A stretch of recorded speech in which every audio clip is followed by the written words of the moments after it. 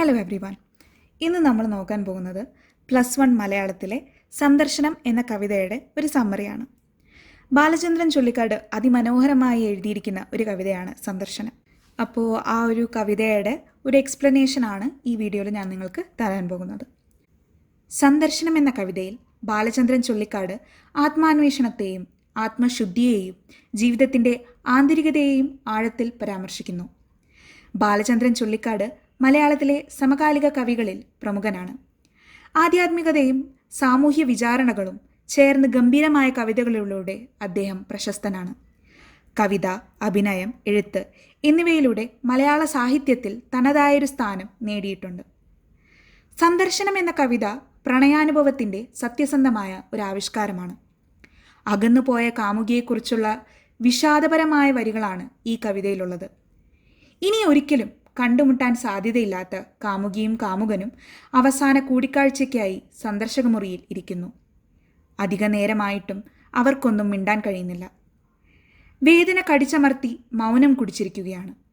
ഒഴിവാക്കാനാവാത്ത ആ വേർപിരിയൽ അവരെ വേദനിപ്പിക്കുന്നു. പുറത്ത് പകൽ വെളിച്ചം പൊലിഞ്ഞു പോകുമ്പോൾ കിളികൾ കൂടണയും പോലെ ഓർമ്മകൾ കെട്ടടങ്ങുന്നതും കവി വിവരിച്ചിടുന്നു. അവൾ നഷ്ടപ്പെടുന്നതിൻ്റെ വേദന കവിയെ വേട്ടയാടുന്നു. അതുകൊണ്ട് തന്നെ നെഞ്ചിടിപ്പിൻ്റെ വേഗം കൂടുന്നു. ശ്വാസത്തിൽ പോലും സംഗീതമുണ്ടായിരുന്ന പ്രണയത്തിൻ്റെ ഒരു വസന്തകാലം അവർക്കുമുണ്ടായിരുന്നു. പറയാൻ ഒരുപാടുണ്ടെങ്കിലും ഇന്ന് വാക്കുകൾ തൊണ്ടയിൽ പിടഞ്ഞില്ലാതായി പോയിരിക്കുന്നു.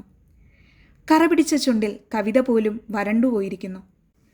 പ്രണയത്തിൻ്റെ മധുരതരമായ പൂർവ്വസ്മരണകളിലേക്ക് കവിയുടെ മനസ്സ് പായുന്നു.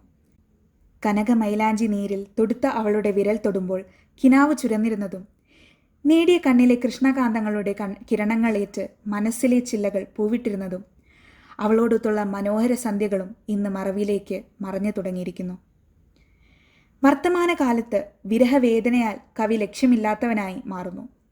മരണവേഗത്തിലൂടെ പായുന്ന വണ്ടികളും നഗരത്തിലെ നിത്യപ്രയാണങ്ങളും മദ്യത്തിൽ മുങ്ങി സത്രങ്ങളിൽ കഴിയുന്ന നരകരാത്രികളും ഇങ്ങനെ ഏകാന്തതയിൽ മനസ്സസ്വസ്ഥമാകുന്ന വേളയിൽ ജനനാന്തര സാന്ത്വനവുമായി അവളുടെ മുഖം തന്നെ മനസ്സിൽ തെളിയുന്നതും കവി ഓർക്കുന്നു. എല്ലാം അവസാനിക്കുന്നു. ഇനി ഒരിക്കലും കണ്ടുമുട്ടാൻ സാധ്യതയില്ല. അതുകൊണ്ട് തന്നെ നന്ദി ചൊല്ലി കരഞ്ഞു പിരിയുന്നതിൽ അർത്ഥമില്ല. കാരണം തങ്ങൾ പണ്ടേ പിരിഞ്ഞവരാണല്ലോ എന്ന ചിന്തയിൽ കവിത അവസാനിക്കുന്നു. പ്രണയത്തിൻ്റെ മധുരവും വിരഹത്തിൻ്റെ വേദനയും വൈകാരിക തീവ്രതയോടെ അനുവാചകരിൽ എത്തിക്കാൻ ഇതിലൂടെ കവിക്ക് കഴിഞ്ഞിരിക്കുന്നു. ഈ കവിതയുടെ ഒരു എക്സ്പ്ലനേഷൻ എന്നുള്ളതിനേക്കാൾ ഉപരി ഒരു എക്സ്റ്റെൻഡഡ് വേർഷൻ നമ്മൾ എങ്ങനെയാണ് പറയുക എന്നുള്ളതാണ് ഞാൻ ഈ ഒരു വീഡിയോയിലൂടെ നിങ്ങൾക്ക് പറഞ്ഞു തന്നിരിക്കുന്നത്. നിങ്ങൾക്ക് എക്സാംസിന് വരുന്ന ചോദ്യങ്ങൾക്കുള്ള ഉത്തരങ്ങൾ നിങ്ങൾക്ക് ഈസി ആയിട്ട് ഈ ഒരു എക്സ്പ്ലനേഷനിൽ കണ്ടെത്താൻ സാധിക്കും.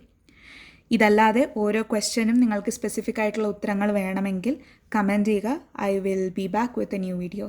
Thank you for watching. Bye bye.